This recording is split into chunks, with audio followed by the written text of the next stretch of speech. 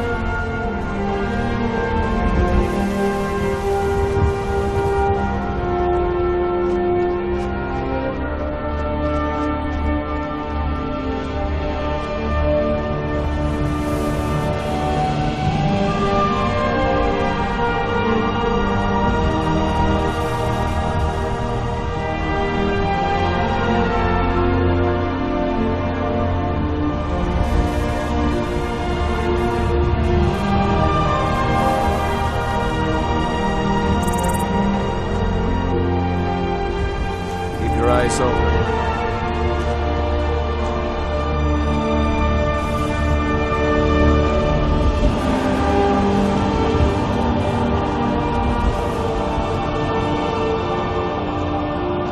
Think you might be in the wrong place, friend. We'll show those faithless dogs who this land belongs to. Talos guide you. Until next time. Fight or die well. I'll fight the entire Legion myself if they dare show their faces here.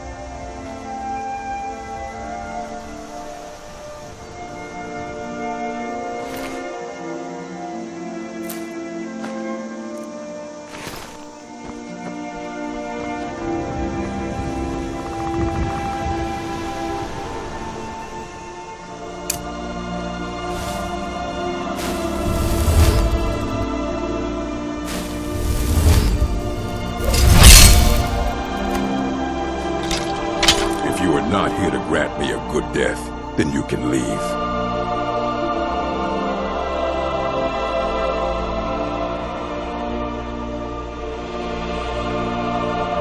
Indeed, one should find his death while he can still call himself a proper man. We Orcmen are not like these Nords and Imperials who carry on until they are gray and feeble and their hair falls out. To cling to something past its usefulness is unseemly. How much more so when that thing is you?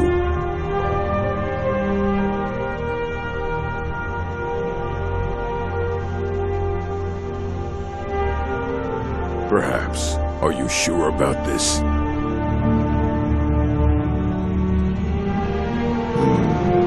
We shall see. Never should have come here.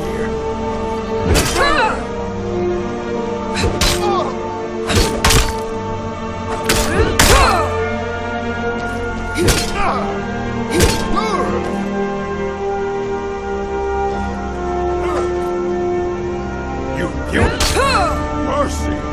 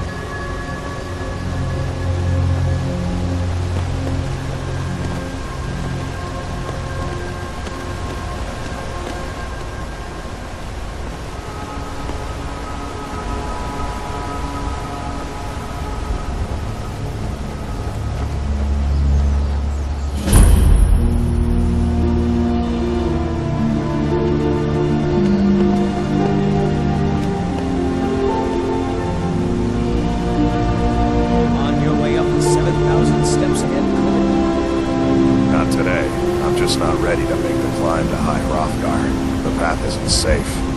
Aren't the Greybeards expecting some supplies? Honestly, I'm not certain. I've yet to be allowed into the monastery. Perhaps one day. I wish I could make my deliveries more often, but the road's getting dangerous. Passing through on your way to High Hrothgar? About to make a delivery up there myself. I've been to the monastery many times, but I've never even laid eyes on one of the Greybeards. Not that I'd care to. Being masters of the Thu'um, they could kill you by uttering a single word. Well, not that they would. They seem peaceful, but I wouldn't want to provoke them. Mostly food supplies like dried fish and salted meats. You know, things that keep fresh for a long time. The Greybeards tend not to get out much, if you catch my meaning. Well, it's kind of an understanding between us. I mean, it just wouldn't feel right to charge them for a bit of preserved food. Trouble is, my legs aren't what they used to be, and climbing the 7,000 steps takes its toll. Really? Well, that would be kind of you. Here, take this bag of supplies. At the top of the steps, you'll see the offering chest. Just leave the bag inside, and you're done. Well, there's the occasional wolf pack or stray, but that's all I've ever had to deal with. Shouldn't be a problem for the likes of you. Other than that, watch your footing. In these wintry conditions, the stairs can be treacherous. Be careful up there.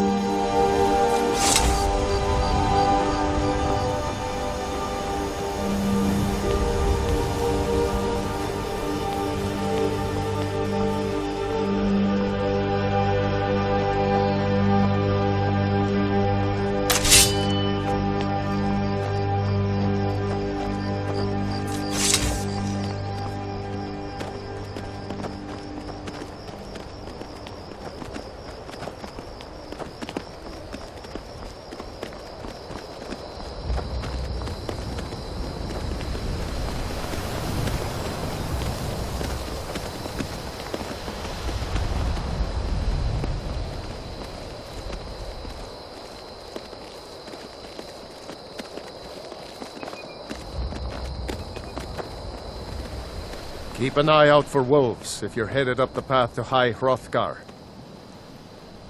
I did. Strange days when the monks will do that. I wonder what it means. I like to spend time up here. Walk the steps. Meditate on the emblems. Doesn't hurt when I bag some game along the way. I like to spend time up here. Walk the steps. Meditate on the emblems. Doesn't hurt when I bag some game along the way. Yeah?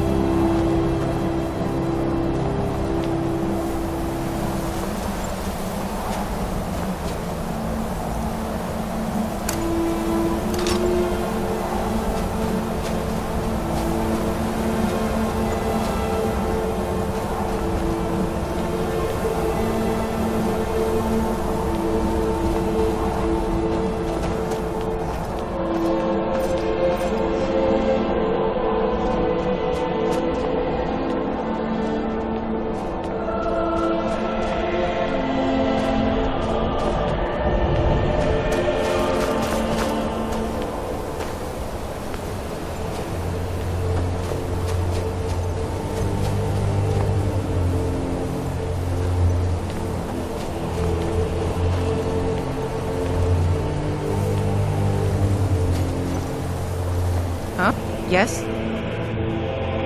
I was just outside Iverstead when it happened. It's an exciting moment. Nothing like this has happened in centuries. Just a pilgrim. I'd prefer to leave it at that, if you don't mind. Just a pilgrim. I'd prefer to leave it at that, if you don't mind. Walking the steps, meditating on the emblems. I make this trip every few years. All right, then.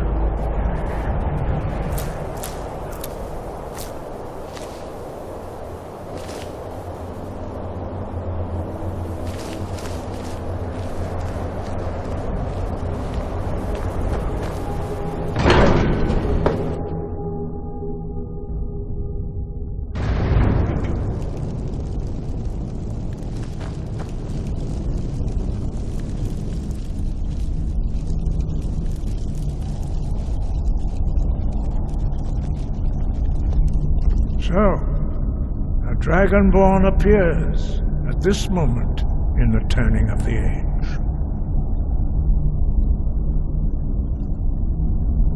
First, let us see if you truly are Dragonborn. Let us taste of your voice.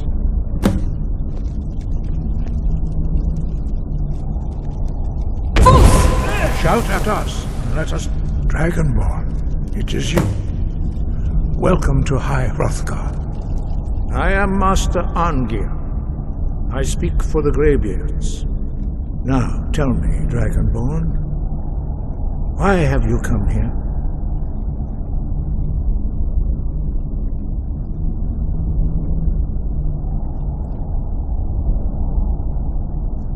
We are here to guide you in that pursuit, just as the Greybeards have sought to guide those of the dragon blood that came before you. You are not the first. There have been many of the dragon blood since Akatosh first bestowed that gift upon mortal kind. Whether you are the only dragonborn of this age, that is not ours to know.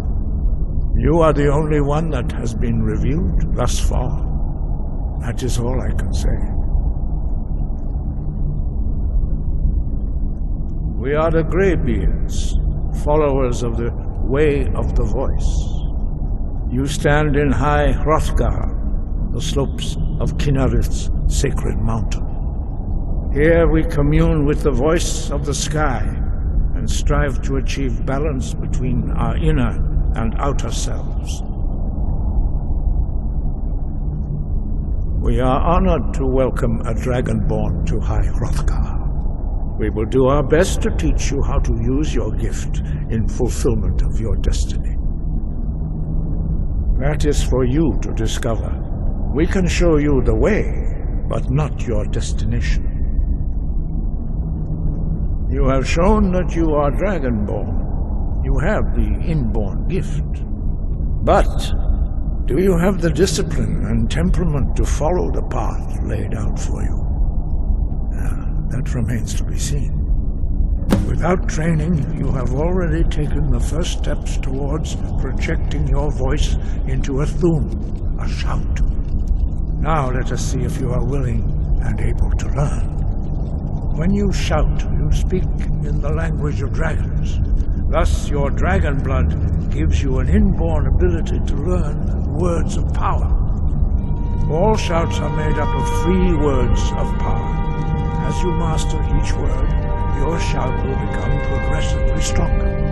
Master Einarth will now teach you Ro, the second word in unrelenting force. Ro means balance in the dragon tongue. Combine it with Fus, force, to focus your thumb more sharply. Ro.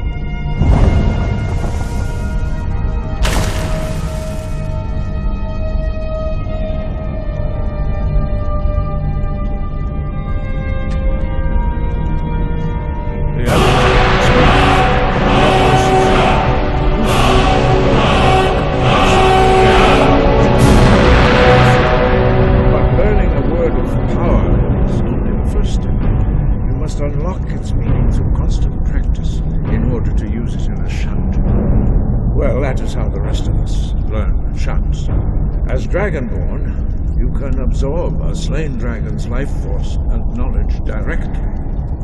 As part of your initiation, Master Einarth will allow you to tap into his understanding of Ro.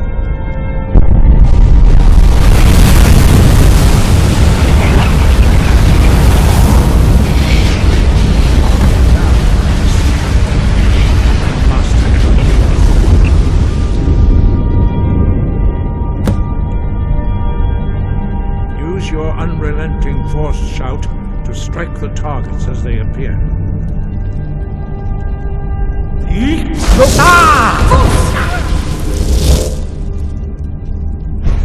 Use both Fus and Ro. Together they will make the shout more powerful.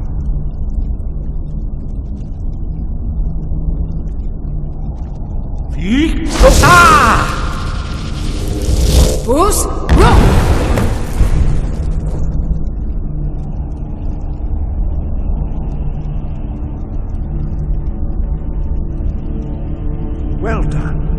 Again. Ah! Fools, go!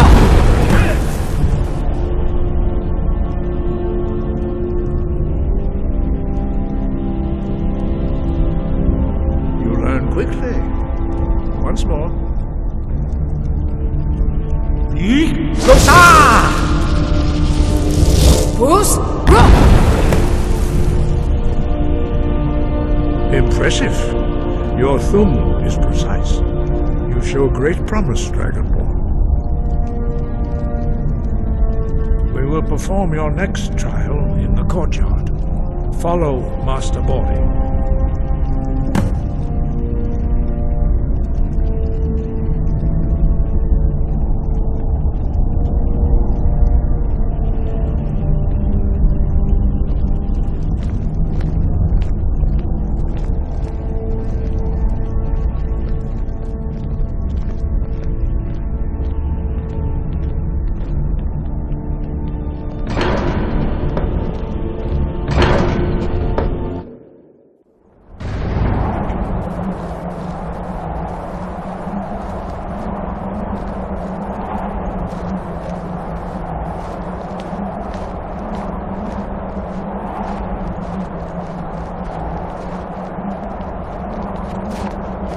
We will now see how you learn a completely new shout.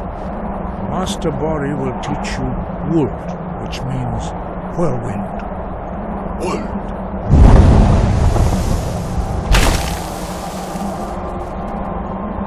You must hear the word within yourself before you can project it into a thumb.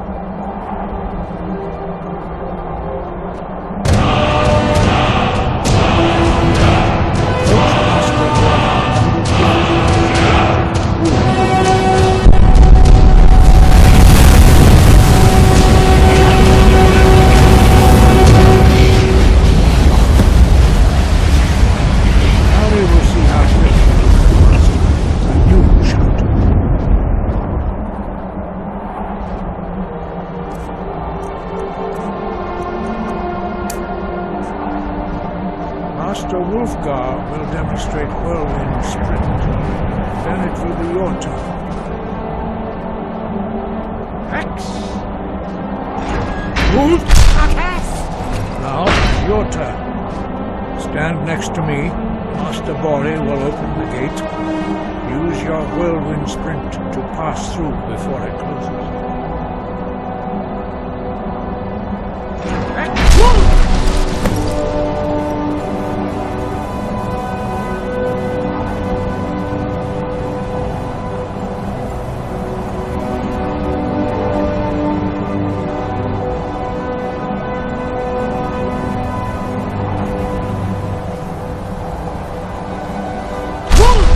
Your quick mastery of a new thum is astonishing. I'd heard the stories of the abilities of Dragonborn, but to see it for myself...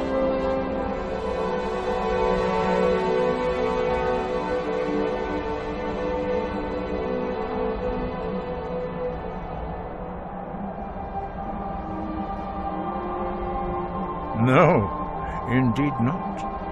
But beware that your skill does not outstrip your wisdom. You are now ready for your last trial. Retrieve the horn of Jürgen Windcaller, our founder, from his tomb in the ancient fane of Ostengraf. Remain true to the way of the voice, and you will return.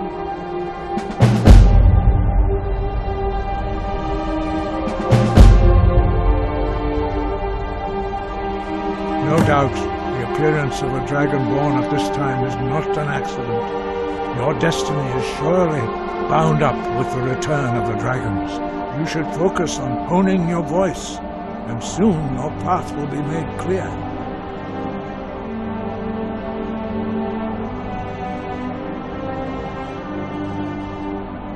There is indeed much that we know that you do not. That does not mean that you are ready to understand it. Do not let your easy mastery of the voice tempt you into the arrogance of power. That has been the downfall of many Dragonborn before. Dragons have the inborn ability to learn and project their voice. Dragons also are able to absorb the power of their slain brethren. A few mortals are born with similar abilities. Whether a gift or a curse has been a matter of debate down through the centuries. What you have already learned in a few days took even the most gifted of us years to achieve. Some believe that Dragonborn are sent into the world by the gods at times of great need. We will speak more of that later, when you are ready. Dragons have always been able to shout. Language is intrinsic to their very being. There is no difference in the dragon tongue between debating and fighting. Shouting comes as naturally to a dragon as breathing or speaking. In mythic times, when mortal kind was in great need, the goddess Kinnereth granted us the ability to speak as dragons do. For most people, long years of training are required to learn even the simplest shout. But for you, the dragon speech is in your blood, and you learn it almost without effort. 5. Our leader, Paarthurnax, lives alone on the peak of the throat of the world. When your voice can open the path, you will know you are ready to speak to him. As I said, you will know you are ready when your voice can open the path to him.